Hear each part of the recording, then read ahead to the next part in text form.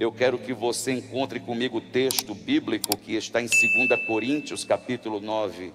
Grande é o Senhor e muito digno de louvor, na cidade do nosso Deus, teu santo monte. A alegria de toda a terra,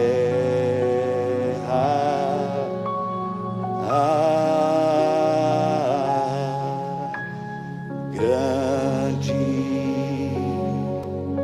é o Senhor em quem nós temos a vitória, que nos ajuda contra o inimigo. Por isso, diante dele,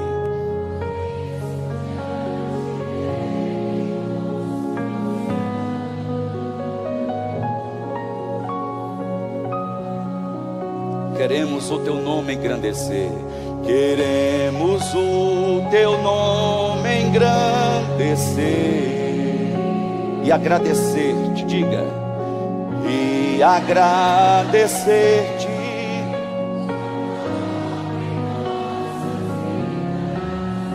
Confiamos em teu infinito amor.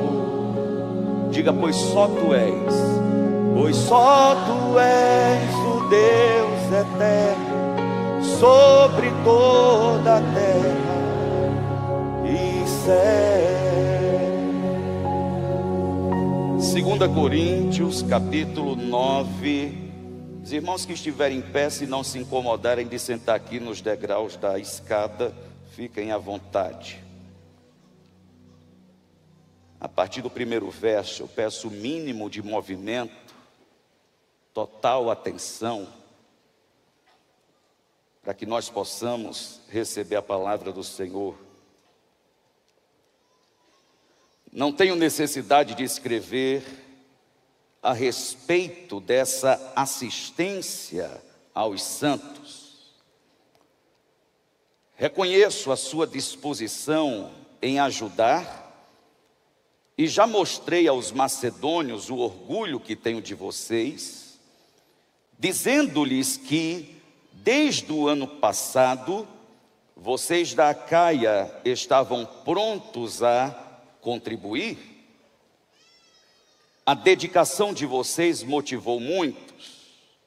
Contudo, envio os irmãos para que o orgulho que temos de vocês a esse respeito não seja em vão, mas que vocês estejam preparados como eu disse que estariam, a fim de que, se alguns macedônios forem comigo e os encontrarem despreparados, nós, para não mencionar vocês, não fiquemos envergonhados por tanta confiança que tivemos. Assim, achei necessário encorajar os irmãos a visitá-los antes e a concluir os preparativos para a contribuição que vocês prometeram. Então estará pronta como oferta generosa e não como algo dado com avareza. Repita comigo, então. Está horrível. Fala para a pessoa que está do seu lado, você pode fazer melhor. Diga forte comigo, diga, então estará pronta como oferta generosa, não como algo dado com avareza. Lembrem-se, aquele que semeia com moderação, também colherá moderadamente. E aquele que semeia com fartura, também colherá fartamente. Cada um contribua conforme determinou no coração, não com pesar nem por obrigação, pois Deus ama quem dá com alegria. Deus é poderoso para fazer que toda graça seja acrescentada a vocês, para que em todas as coisas, em todo o tempo, tendo tudo o que é necessário, vocês transbordem. Diga comigo: em todas as coisas, em todo o tempo, tendo tudo o que é necessário, vocês transbordem. Vocês transbordem em toda boa obra, como está escrito: distribuiu generosamente aos pobres, a sua justiça permanece para sempre. Aquele que supre a semente ao que semeia e o pão ao que come, também os suprirá e multiplicará a semente e fará crescer os frutos da justiça de vocês. Vocês serão enriquecidos de todas as formas, para que possam ser generosos em qualquer ocasião, e por nosso intermédio, a sua generosidade resulte em ação de graças a Deus. Pois o serviço assistencial de vocês não apenas supre as necessidades dos santos, mas também transborda em muitas expressões de gratidão a Deus. Por meio da evidência desse serviço assistencial, outros glorificam a Deus pela obediência que acompanha a confissão que vocês fazem do Evangelho de Cristo e por sua generosa solidariedade com eles e com todos os outros. Além disso, nas orações que fazem por vocês, expressam grande afeto por causa da incomparável graça de Deus sobre vocês. Graças a Deus por seu dom indescritível. Amém? Há uma frase que diz assim: ninguém lembraria do bom samaritano se ele tivesse apenas boas intenções. Ele também tinha dinheiro. Isso não é um versículo, e nem é a frase de um teólogo, mas de uma mulher que foi líder de uma nação chamada Margaret Thatcher. Nós começamos a falar semana passada, não sobre dinheiro para arrancar de você mais do que você já oferece voluntariamente.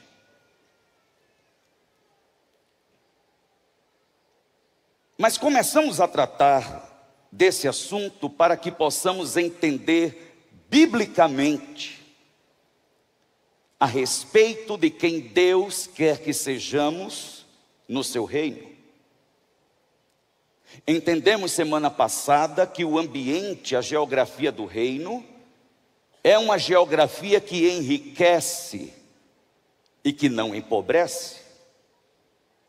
Enriquece a todo aquele que faz parte desse reino. Enriquece de todas as formas e por todos os meios. Enriquece espiritualmente, enriquece emocionalmente, enriquece materialmente. Porque quando Jesus entra na vida de uma pessoa, Ele não quer somente levar essa pessoa para o céu, mas Ele quer que essa pessoa seja testemunha da sua bondade, da sua fidelidade ao longo da história da sua vida. Qual é o nosso grande dilema? É que existem assuntos que para nós são sensíveis. Eu dei o exemplo do assunto de sexo. E se você estiver atendendo junto comigo no gabinete pastoral, você vai ouvir cada coisa que o pelo da cabeça e do corpo inteiro arrepia a respeito desse tema.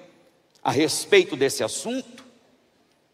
Dinheiro é um outro tema sensível, por causa do mau testemunho de alguns e por causa da corrupção do nosso coração. Mas eu gostaria de lembrá-los que enquanto o dinheiro for um problema na nossa cabeça, ele nunca será uma bênção na nossa vida. É por isso que eu preciso que a palavra do Senhor esclareça o nosso entendimento. E aqui não está o que o bispo Bruno acha, nem o que a igreja Pura Fé diz, porque eu não quero que você seja um pura fezete.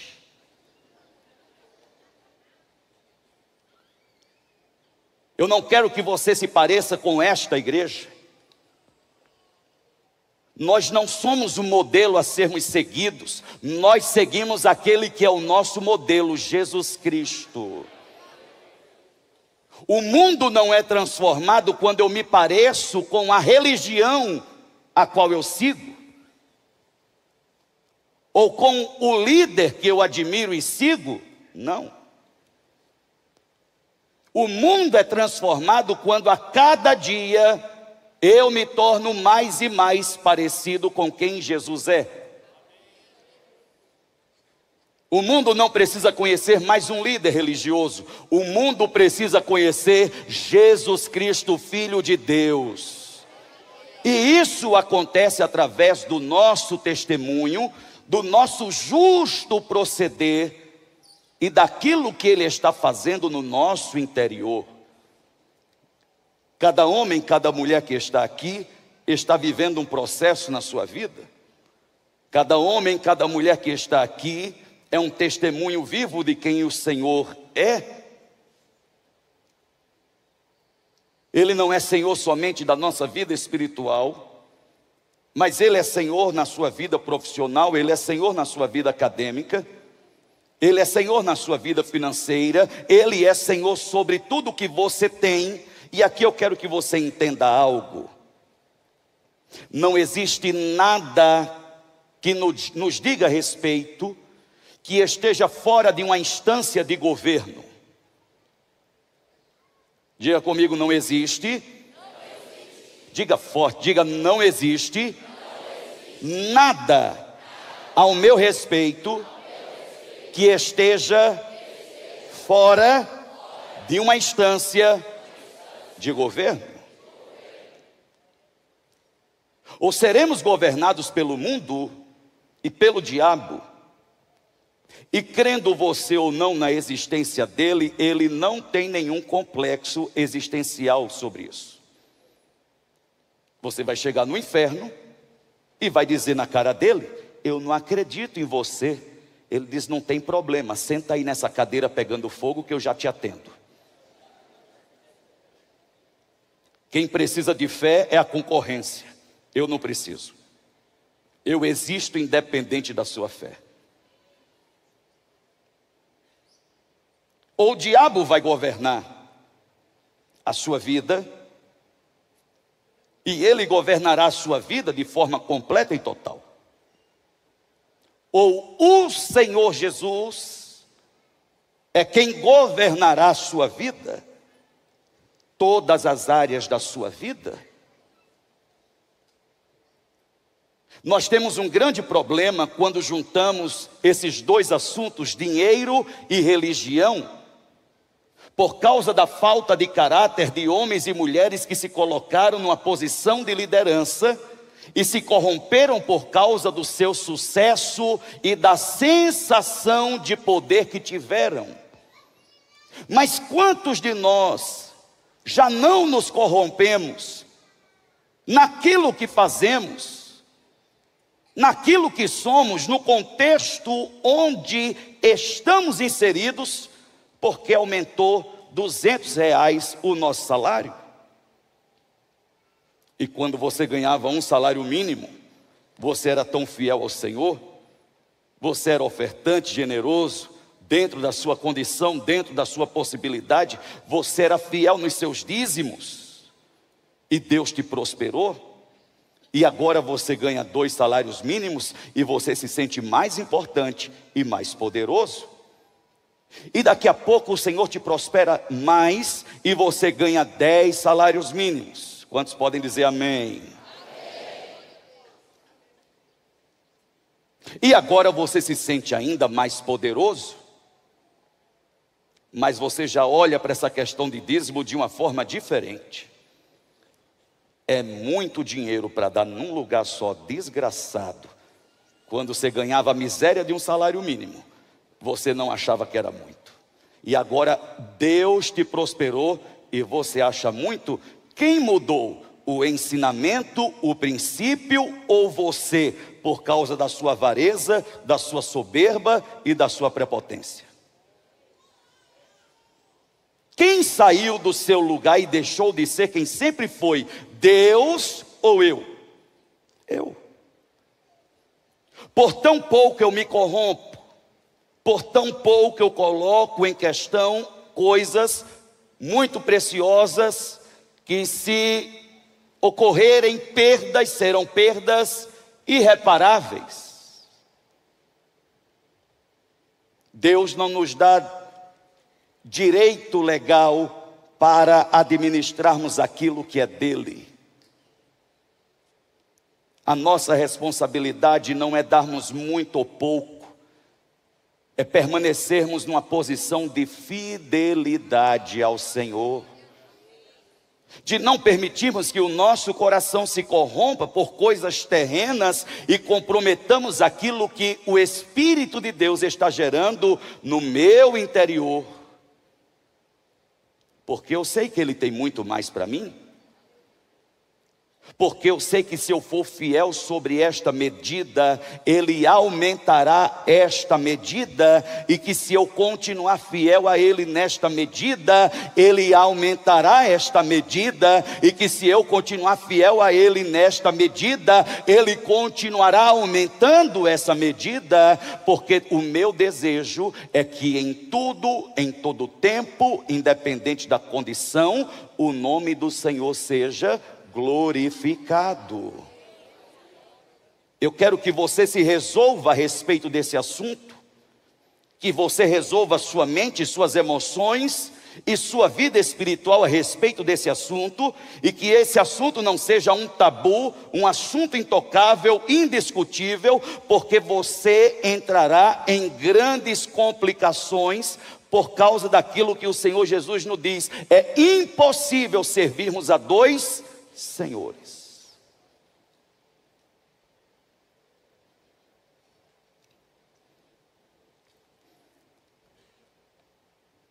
A provisão de Deus na nossa vida, irmãos, não está somente para o nosso desfrute, para a nossa satisfação, mas para que também nós nos tornemos provedores na vida de alguém, em algum lugar. Porque eu acho que a provisão de Deus diz respeito somente à minha necessidade imediata, aparente, aquilo que está acontecendo, aquela falta que eu estou sentindo, aquilo que falta para completar a minha medida, as contas que tenho para pagar.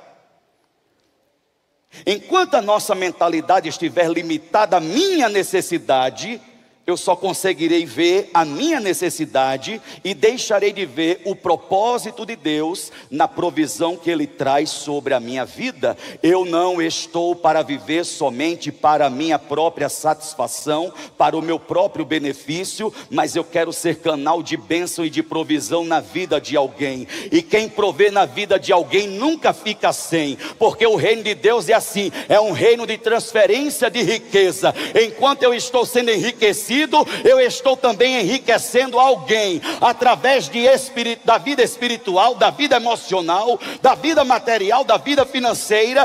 Enquanto Deus está me enriquecendo, eu estou sendo instrumento para que alguém também seja enriquecido. Alguém aqui já foi enriquecido pela vida de outra pessoa? Alguém aqui nessa manhã deseja se colocar nesse lugar de ser meio de enriquecimento para alguém? Diga glória a Deus. Porque é muito pouco. Se a provisão de Deus diz somente a minha necessidade, eu me torno um ser egoísta e me torno Deus de mim mesmo. E Mamon não terá espaço no nosso coração. Mamon não governará a nossa mente nem o nosso sentimento. Mamon não definirá o nosso limite. O Senhor é aquele que tem para aumentar a tua medida, e Ele quer te enriquecer nesse tempo de todas as formas. Mas eu já sou rico, não preciso de mais. O problema é que você só tem dinheiro, e nós não estamos limitando esse assunto a dinheiro. Eu não estou falando sobre dinheiro, e é por isso que o dinheiro continua sendo um problema na sua vida, porque você só pensa nele. Você não pensa no outro, você não pensa em Deus, e você guarda com medo do futuro. E eu vou dizer qual vai ser teu futuro: tu vai morrer, não vai levar nada, e vão gastar tudo o que tu está juntando.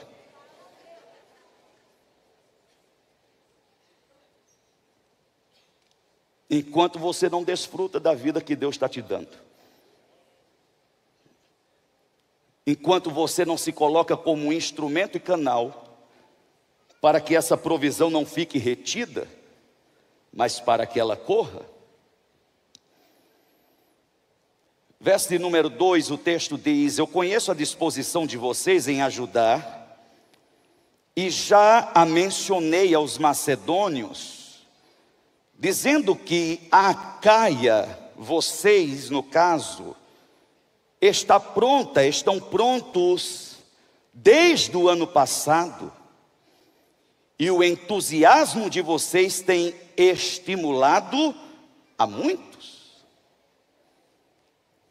O que Paulo está dizendo aqui é que existiu um planejamento, uma abertura na agenda desse povo, dessa igreja, dessa comunidade, que cada um com a sua medida se uniram para poder proporcionar força e avanço àquilo que Deus estava começando a fazer. Irmãos, entendam uma coisa: o bispo Bruno é fruto da generosidade de muitos irmãos.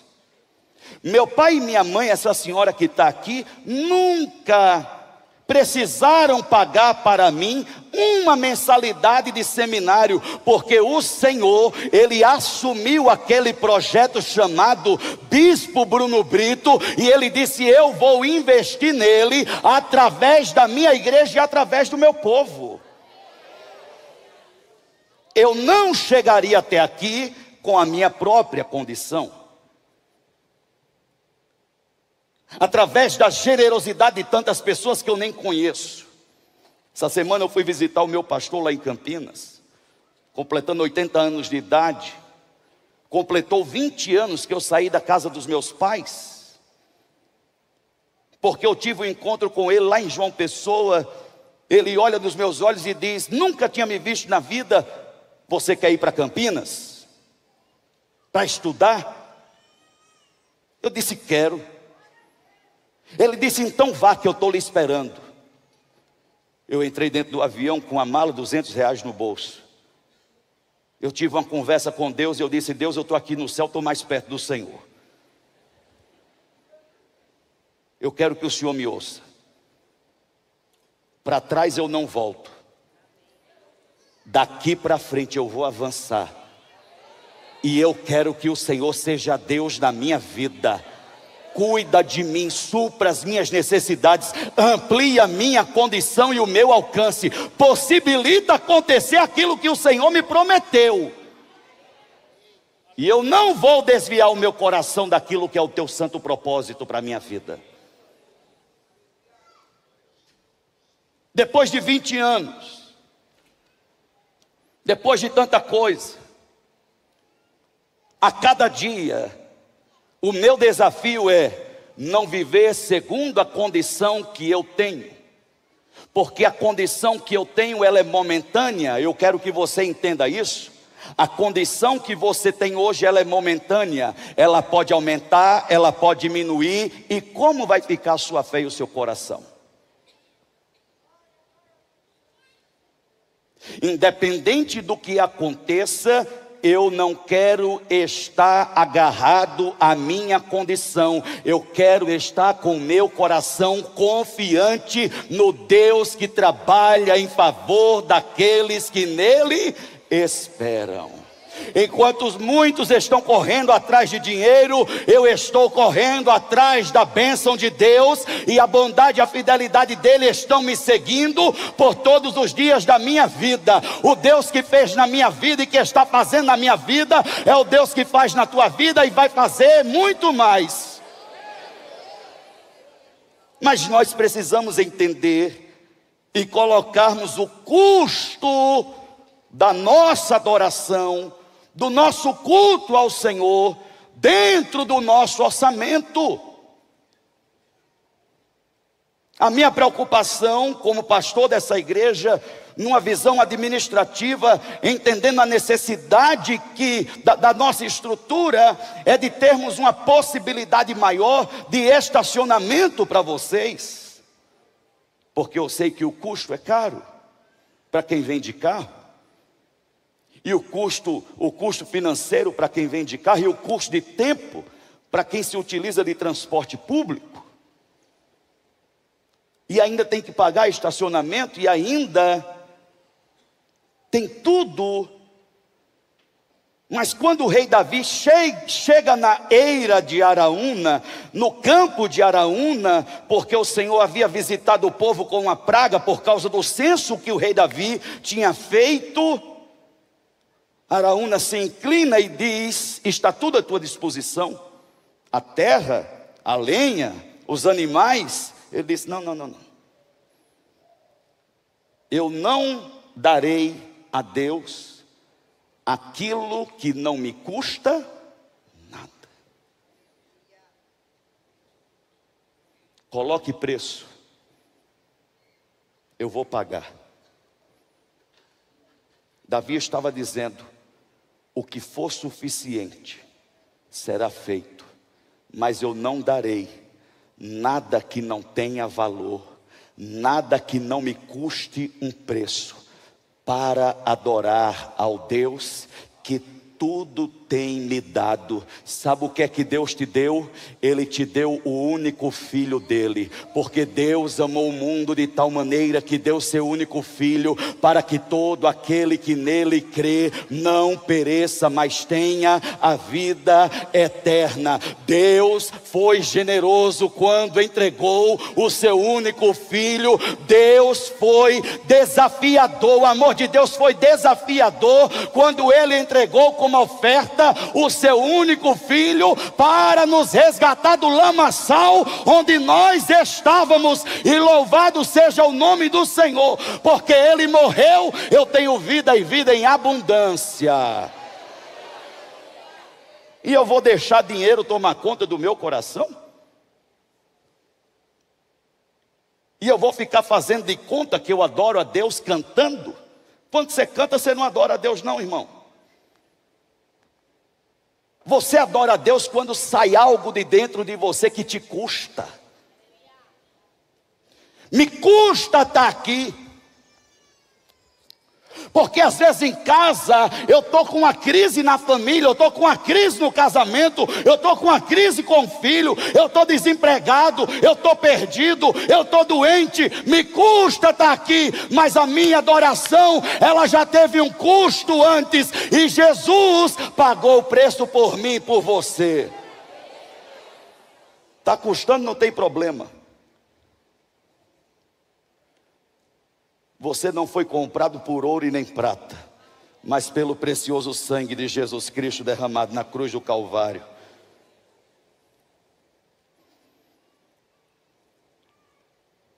Deus é aquele que já planejou o meu futuro no passado.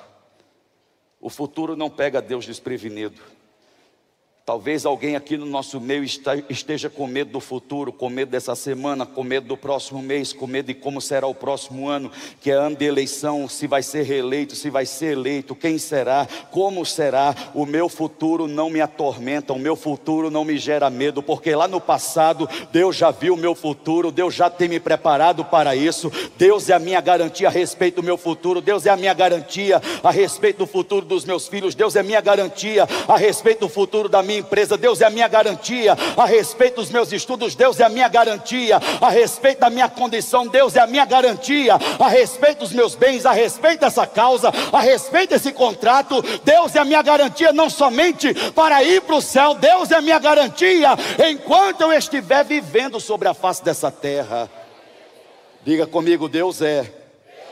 Diga forte, diga, Deus é a minha garantia. Quantos creem nisso, digam amém.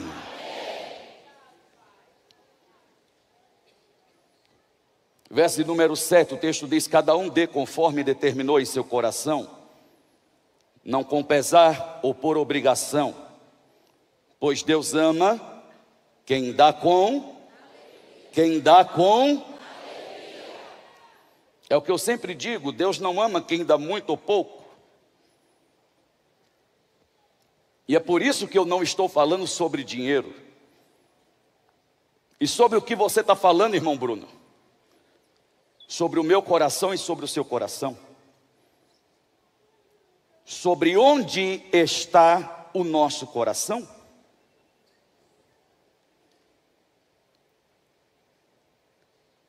Deus, ele não vê dinheiro como problema, como a religião muitas vezes vê.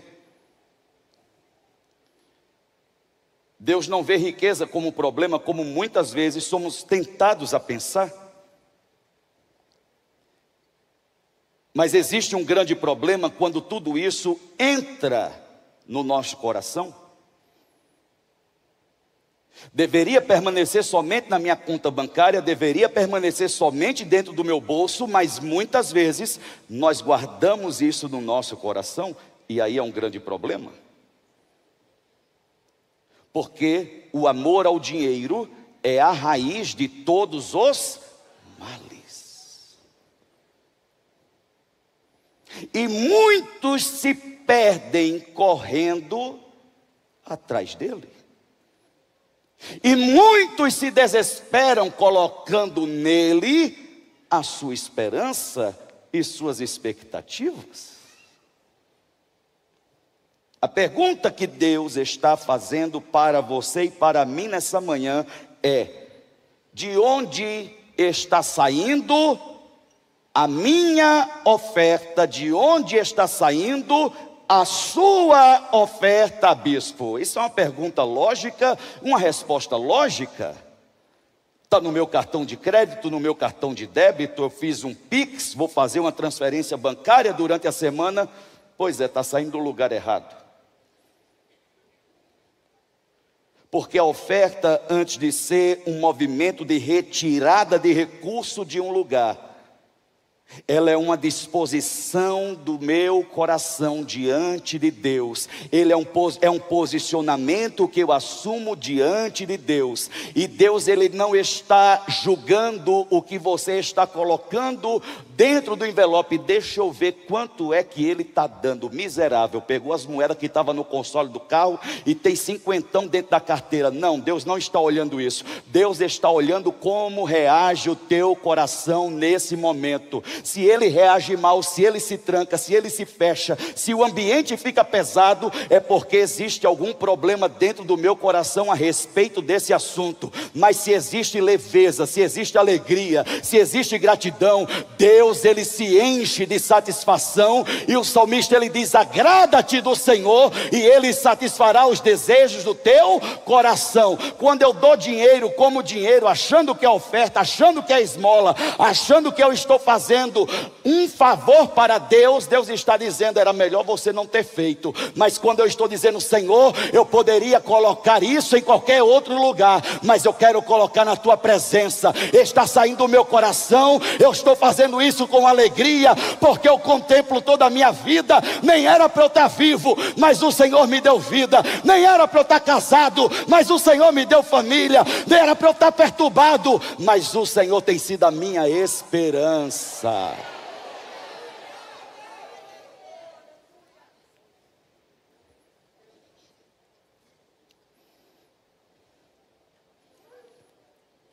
É lamentável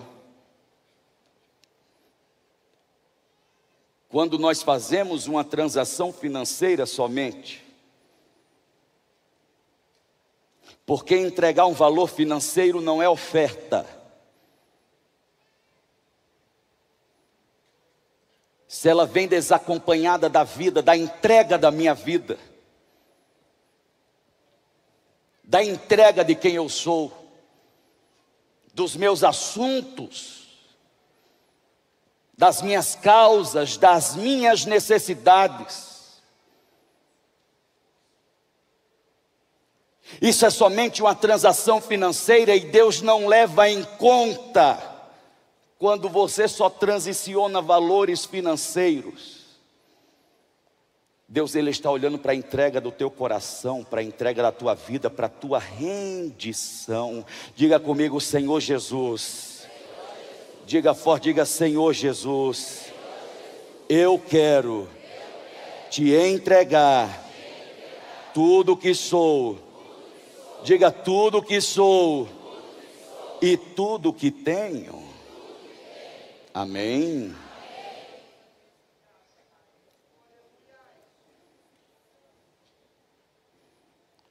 Verso número 11, o texto diz: vocês serão enriquecidos de todas as formas, para que possam ser generosos em qualquer ocasião. Eu gostaria que você e eu fizéssemos disso uma declaração de fé nessa manhã. E eu quero que você levante a sua mão direita para o alto e ative a sua fé no seu espírito. E diga comigo: eu serei enriquecido de todas as formas, para que eu seja generoso em qualquer ocasião. Quantos tomam posse dessa palavra? Diga amém.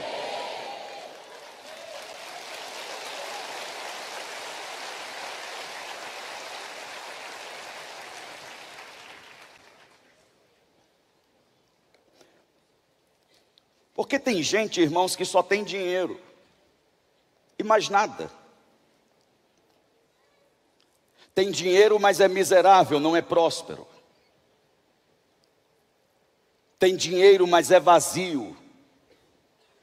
Não consegue oferecer nada para ninguém, nem a sua amizade verdadeira, por isso que tem que comprar. Porque ninguém suporta. Porque é metido. Hoje eu tenho um pouquinho de dinheiro, mas quando eu não tinha nada, eu já tinha pose, eu já ensaiava. E o povo lá em João Pessoa dizia: que menino metido a rico. E o povo lá de Campinas achava que meu pai era um fazendeiro de bode lá na Paraíba. E eles diziam: deve ser rico para andar com esse topete, com esse nariz em pé. Bem, eu não desmentia eles, mas também eu não dizia que era pobre, que eu não queria ser pobre. Deixa eles pensarem que eu sou rico. Só que ao longo desses 32 anos caminhando com Jesus Cristo, a cada ano que passa o Senhor tem me enriquecido de todas as formas e por todos os meios. Porque, irmão, tem gente que tem dinheiro, mas é miserável. Tem gente que não tem dinheiro, mas é próspero. Porque riqueza e prosperidade são duas coisas completamente diferentes. Você pode ter uma grande contabilidade material, mas você pode estar num débito espiritual, num débito emocional, que isso está comprometendo uma série de questões na tua vida. E você tenta resolver com presente, você tenta resolver com viagem, você tenta resolver com experiências. E o povo está vindo na igreja para ter uma boa experiência, e nós não queremos te oferecer nenhuma experiência, a não ser a experiência de ter um encontro pessoal e verdadeiro com Jesus Cristo. Porque experiência olfativa, experiência do paladar, experiência tátil não muda a vida de ninguém. Mas não houve alguém que não mudou depois que teve um encontro com Jesus.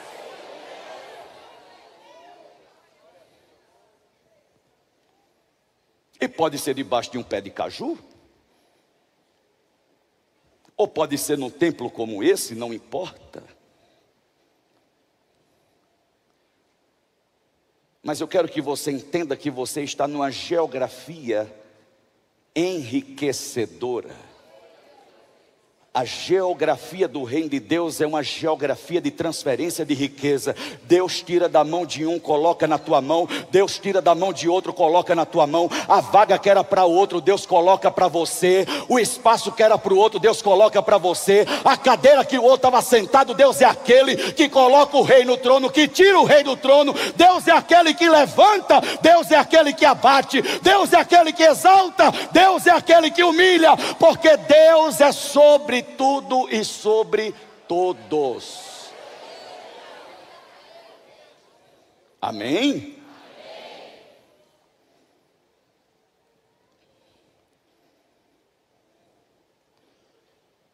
Eu vejo a vida da Elifelete. Cadê Elifelete? Já foi? Hoje é aniversário dela. Elifelete é um exemplo disso. E é bom que ela não esteja aqui, para eu ficar mais à vontade e ela não ficar lançando maldição na minha vida de lá.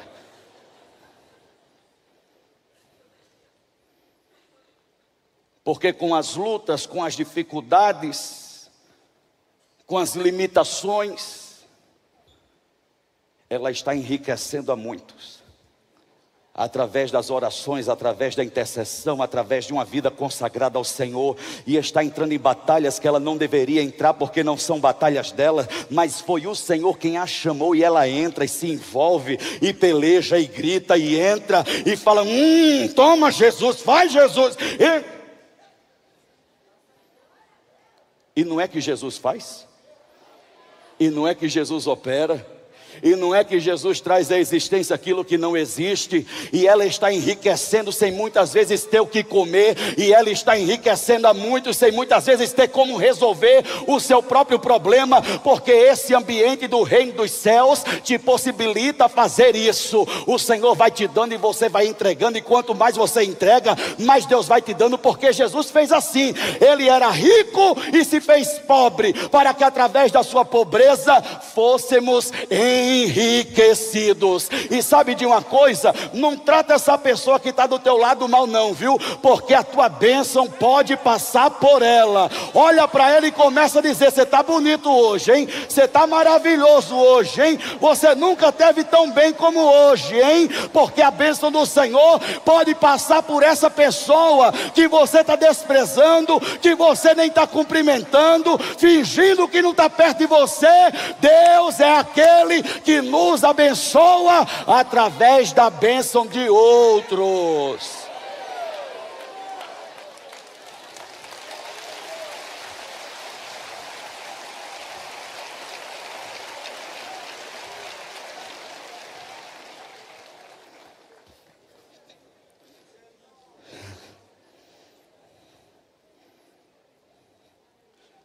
Quando você é a resposta de alguém, daquilo que alguém precisa, quando está com você a resposta daquilo que alguém está perguntando para Deus, quando está com você aquilo que alguém está pedindo para Deus, é porque você está na agenda de Deus e Deus está na sua agenda. E não tem ninguém que esteja na agenda de Deus que sofra com atrasos. Ele chega no tempo certo, na hora certa, com a medida certa. O Senhor não vai frustrar a tua fé, o Senhor não vai decepcionar. Aquilo que Ele te prometeu, Ele vai cumprir. Ele está chegando nessa situação, Ele está chegando nessa hora. Ainda o ano não acabou, tem tempo para Deus fazer uma obra maravilhosa. O Senhor está confundindo o inimigo ao teu respeito, silenciando vozes, abrindo corações fechados, porque o coração do rei está nas mãos do Senhor, e Ele inclina o coração do rei. Quero para cá, agora eu quero para cá, agora eu quero para cá, agora eu quero para cá. Deus está fazendo algo nessa manhã a respeito de vidas que estão aqui nesse lugar, e Satanás não vai entrar no microfone para atrapalhar aquilo que Deus quer liberar aqui nessa manhã. Se é para você, agarre isso. Se coloque de pé, louve o nome do Senhor nessa manhã. Deus está quebrando e rompendo cativeiros nesse lugar.